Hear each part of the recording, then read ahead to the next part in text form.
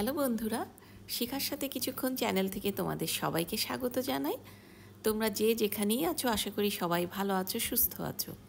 বন্ধুরা, আজকেও আমি তোমাদের কলকাতার কিছু কিছু অংশ দেখাবো যেখানে আমরা গেছি, ঘুরেছি এবং আমাদের কিছু ভালো লাগার জায়গা, যেগুলো মানে নিজস্ব স্বকীয়তাই আসলে বিশিষ্ট এই জায়গাগুলো। তেমনই একটি জায়গা হচ্ছে কফি হাউস। তোমরা অনেকেই এর নাম জানো এবং অনেকেই হয়তো গেছো, আমিও এর আগে অনেকবার গেছি। আর এবারে যাওয়াটা একটু অন্যরকম ছিল, যেহেতু আমাদের ফ্রেন্ড, আমার হাজব্যান্ড, আমরা সবাই মিলে একসাথে ছিলাম, তো এটার মজাটাই ছিল খুব অন্যরকম। কফি হাউসে গেলেই না বন্ধুরা একটা অন্যরকম ভালোবাসা, একটা ভালো লাগা তৈরি হয়। সেই স্মৃতি, মানে কত আগের কত স্মৃতি, সেই মান্নাদের সেই গান, সত্যি এটা আসলে ওখানে গেলে ওই ফিলিংসটা তৈরি হয় সবার মধ্যেই মনে হয়। তো এই যে দেখো, আমরা এখন কফি হাউসে ঢুকছি। সেই কবেকার আলবার্ট হল, সমস্ত বড় বড় সাহিত্যিক, কবি সাহিত্যিক বা অনেক বড় বড় মানুষ কলকাতার, যারা সবাই কম বেশি এই কফি হাউসে আড্ডা দিতেন এক সময়। সেই কফি হাউসে আমরা এখন, এত ভিড়, সব সময় এখানে ভিড় থাকে আমি দেখেছি। তো আমরা এখানে আসলে নিচে কোনো জায়গা পাচ্ছি না, আমরা এখন উপরে যাব।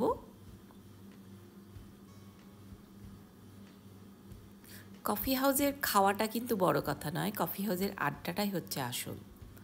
এখানে যত মানুষেরা আসে এবং এরা সবাই যে কবি সাহিত্যিক তা নয়, অনেকেই বন্ধু বান্ধব, অনেকের পরিবার নিয়েও আসে, কিন্তু মেইনলি এখানে যারা স্টুডেন্ট তারাই একসময় বেশি আসতেন সময় কাটানোর জন্য, আড্ডা দেওয়ার জন্য এবং সাহিত্য, রাজনীতি, অনেক কিছু নিয়ে আলোচনা করার জন্যে। তা আমরা এখন উপরতলা এসেছি, অনেক ভিড়, প্রত্যেকটা টেবিলের কিছু নাম থাকে। আমরা বসেছি এই টেবিলটাতে, আমরা কিছু খাবার এখন অর্ডার করব। এই হচ্ছে খাবারের সেই মেনু, বিখ্যাত মেনু কফি হাউসের। চাউমিন, কফি, কবিরাজি, নানান ধরনের খাবার, অনেক মজার খাবার আসলে। আমরা একটু আগে শাড়ি কিনতে গেছিলাম, সেই শাড়ি কেনা শেষ করে এখন আমরা এসেছি এখানে।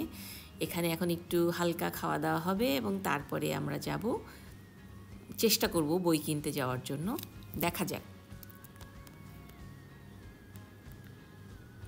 কফি হাউসের সেই কফি, সেই স্বাদ, সেই স্মৃতি তুলনাহীন।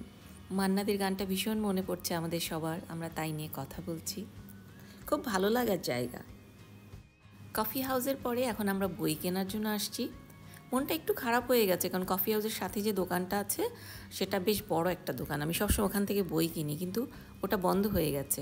রাত 8টা বেজে গেছে এবং এই এলাকার বেশিরভাগ দোকানই আসলে বন্ধ হয়ে গেছে। 7টার সময় বন্ধ হয়ে যায়, এটা আমার জানা ছিল না। যেহেতু আমাদের সময় স্বল্পতা, কিছু করার নেই, তো কয়েকটা দোকান খোলা পেয়েছি, আমি সেখানেই আসছি। এখান থেকে আমি কয়েকটা বই আসলে চুজ করছি। মনটা ভরেনি আসলে, আবার নিশ্চয়ই আসবো, সময় সুযোগ হলে আবার আসবো এবং অনেক বই কিনব।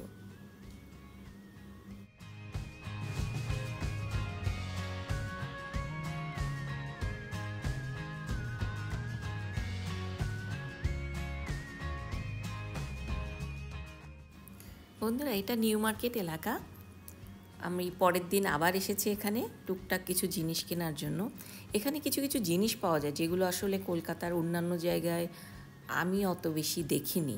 হয়তো অনেক জায়গা আছে, আমরা যেহেতু এত ঘুরতে পারি না, কিন্তু নিউ মার্কেটের এই জায়গাগুলো তো কিছু কিছু জিনিস খুবই ভালো পাওয়া যায়।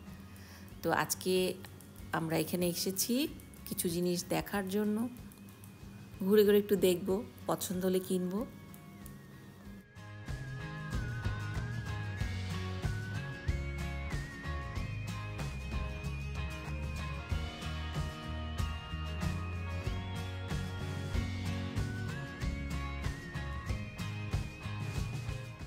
বন্ধুরা, আজকে আমি আবার এসেছি শাড়ি কিনতে।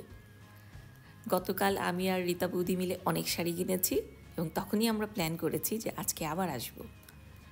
তো আজকে আদি ঢাকেশ্বরীতেই আবার আসলে যাব, কারণ ওখানে কিছু শাড়ি দেখেছি, মনে হচ্ছে যে আজকে আরও কিছু দেখে তারপরে কিনবো।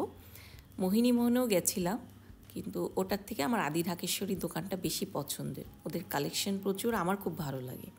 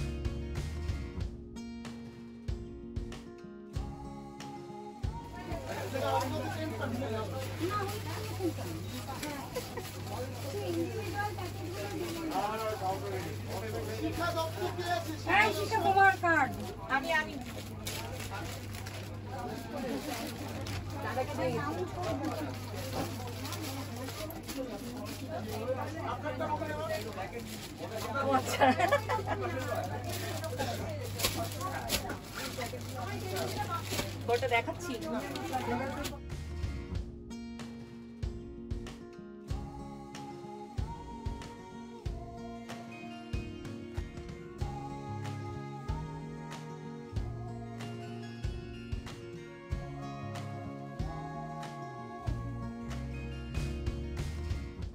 প্রশ্ন করবে আমি উত্তর দেবো এরকম।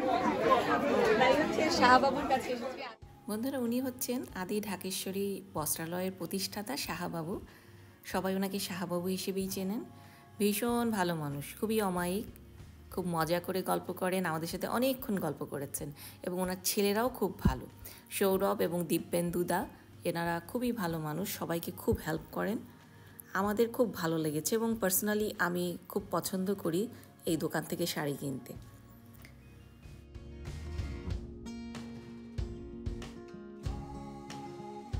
এইভাবে আমাদের চলছে আর কি। Thank you. আচ্ছা, ঢাকা অরিজিনালি আমরাও ঢাকার মানুষ, তো ঢাকা আজও আমাদের দোকান আছে বসুন্ধরা। হ্যাঁ হ্যাঁ, ওকে, ব্যাংককে থাকে, ব্যাংকে। আচ্ছা আচ্ছা আচ্ছা, আপনার নাম্বার আমি দিয়ে রাখবো, ব্যাংকক গেলে অবশ্যই। আচ্ছা, আমেরিকা যদি আপনার মেয়ে থাকে আপনি বলে দিন, এনএবিসি মেলা হয়, নর্থ আমেরিকান বাঙালি কমিটি, যেটা এনএবিসি বলে মেলা হয়, ওখানে এবার হবে শিকাগো, 2024 হবে শিকাগো, আমরা পার্টিসিপেট করবো। আপনি বলে দিন মেয়েকে, অবশ্যই যেন আমার সাথে দেখা করে। থ্যাংক ইউ, ভালো থাকুন আপনিও, নমস্কার।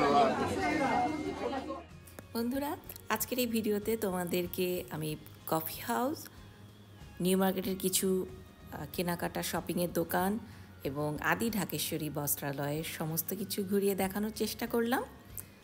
আশা করি তোমাদের ভালো লেগেছে। যদি ভালো লাগে তোমরা আমার চ্যানেলটা সাবস্ক্রাইব করো। বন্ধুরা, এই ভদ্রলোক হচ্ছেন গোপালদা, আদি ঢাকেশ্বরী বস্ত্রালয়ের, এবং উনি হচ্ছে দিব্যেন্দুদা, অসম্ভব ভালো মানুষ ওনারা। তোমরা সবাই ভালো থেকো, দেখা হবে খুব শীঘ্রই আবার নতুন কোনো ভিডিওতে।